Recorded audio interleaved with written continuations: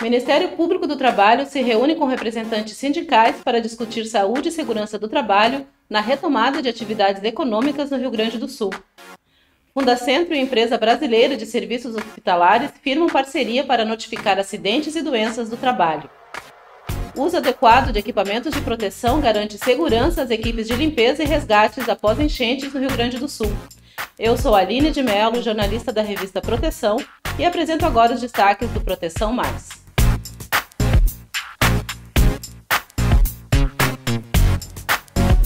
Representantes do Ministério Público do Trabalho no Rio Grande do Sul e das principais entidades de empregados e empregadores no estado se reuniram esta semana.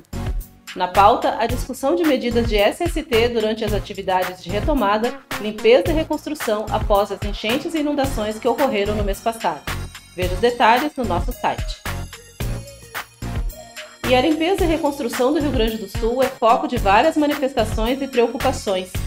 Durante o mês de maio, o Rio Grande do Sul enfrentou uma das piores enchentes de sua história.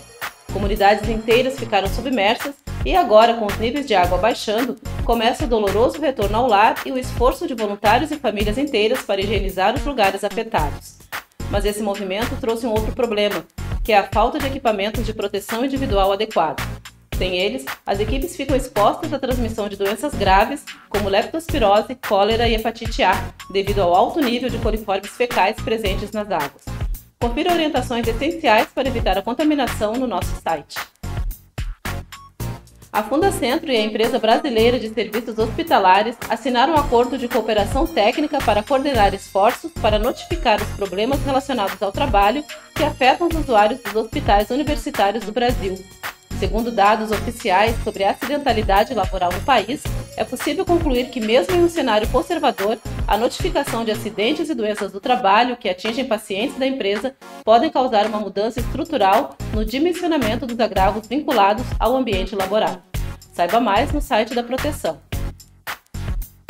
No Elas na Proteção desta semana, o tema é as mulheres na medicina do trabalho.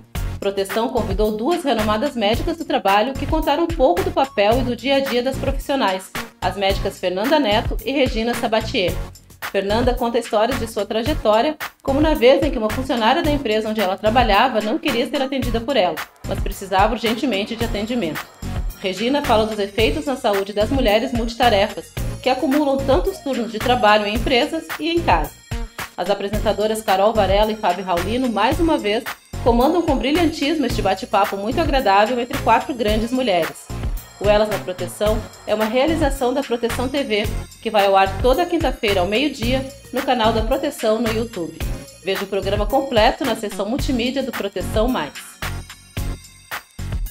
Auditores fiscais do trabalho no Piauí interditaram 5 estabelecimentos por irregularidades em espaços confinados durante a ação de proteção à saúde e segurança do trabalhador. Foi de 20 a 25 de maio no município de Uruçuí. As atividades interditadas em espaços confinados são de silos, postos de elevadores e túneis de transporte de grãos. As irregularidades que motivaram as interdições referem-se à ausência de instalações elétricas em áreas classificadas e com risco de incêndio de dispositivos de proteção adequados, conforme as normas técnicas oficiais. Veja os detalhes no Proteção Mais.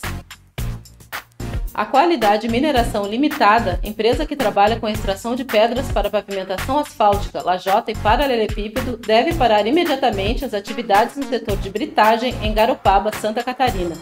A interdição aconteceu após inspeção de auditores fiscais por solicitação do Ministério Público do Trabalho. No setor interditado funcionam máquinas e equipamentos sem proteção que oferecem riscos aos trabalhadores, como esmagamento, aprisionamento e amputação de membros inferiores e superiores, com consequências severas e incapacitantes, inclusive podendo causar a morte. Também foi identificada a falta de EPIs. Saiba os detalhes no Proteção Mais.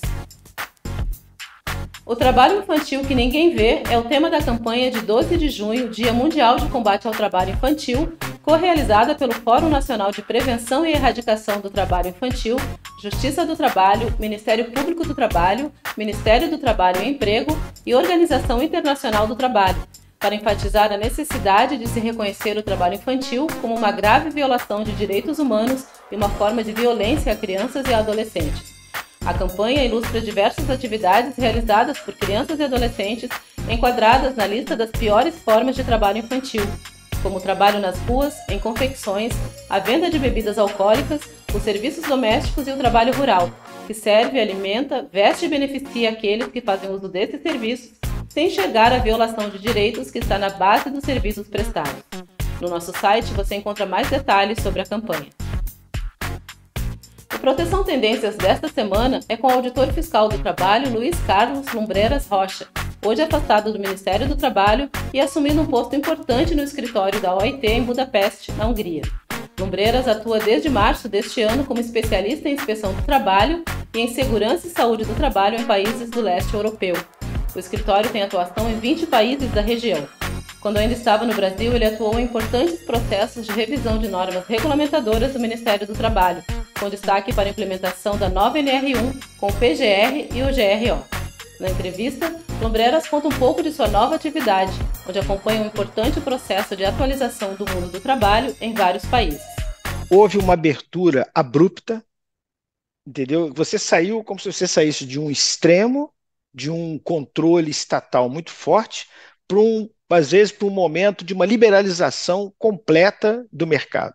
Então, o que aconteceu? Muitos países passaram por esse momento, mas agora, até mesmo nesse processo de integração, não dá para você também adotar aquele sistema tão liberal, em que em alguns casos você teve a inspeção do trabalho, ela sofre muitas restrições, até mesmo por esse liberalismo muito grande.